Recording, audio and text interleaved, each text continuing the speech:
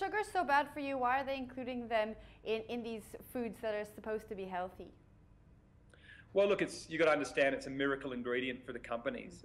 It's very cheap. It's a preservative, so it allows the foods to stay on the shelf a bit longer. And look, more and more science is now saying it's addictive. So, that's a great combination to have in your foods. And companies know if they put out a product that doesn't have as much sugar as a rival product, for example, cereal, then people won't buy it. Our palates have adjusted so strongly to the taste of sweet. And we look at this in the film. There's a term that the companies use called the bliss point, which is like an optimal amount of sugar that we all love. And if you don't get to that amount, then it just tastes a bit bland. So it's kind of completely hijacked our taste buds as a society. And most people that do start to lower their sugar intake, they're completely shocked at how their palate does adjust. And look, I'm one of those people. I used to drink 2 cans of Coke a day.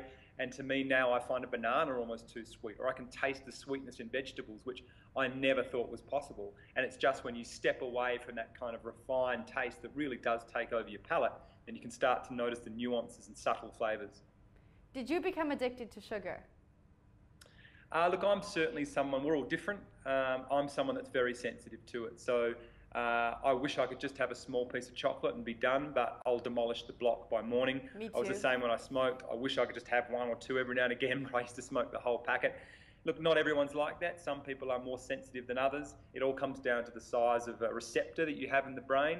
And look, we did an interview with Stephen Fry in the film. He takes part in the film, and he's someone that suffers from a very strong sugar addiction, whereas his brothers and sisters didn't, so they could never understand why he had such desire for sugar. So quite often it's people that don't have it that think anyone that craves sugar is a bit of a weirdo, but the people that do crave it, they understand, they know how addictive it can be. And look, I spent a lot of time at Overeater Anonymous groups before I made the film, and sugar was front and centre in terms of discussion in those rooms. So it is very real for people. And I think in that sense, we need to cater to that as a society and understand there are people that are vulnerable and make sure that we set up the appropriate care for them. Now tell me about those Overeater Anonymous groups.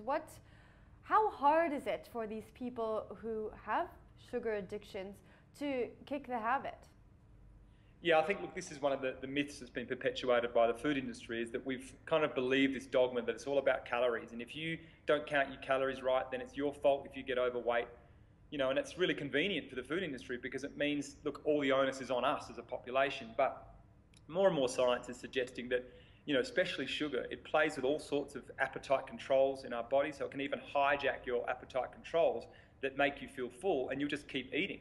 So these people that think they're doing the right thing and really can't control some of their eating behaviours, and the fact that it can be addictive and really stimulate these reward centres in our brains, mean that for some people it's incredibly difficult. And look, I've spoken to them. We've dealt with them on the Facebook page. I have people write to me saying that they found giving up cigarettes far easier than it is to give up sugar.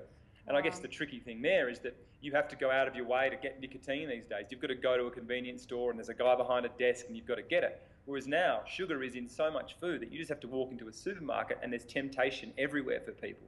So look, I think it's hard for people that don't have that to understand, but it is very real for some people. And, I think we need to be a lot more understanding than we have been in the past of these kind of people, and kind of help and find ways to help them rather than just sort of, castigating them, calling them lazy and glutton.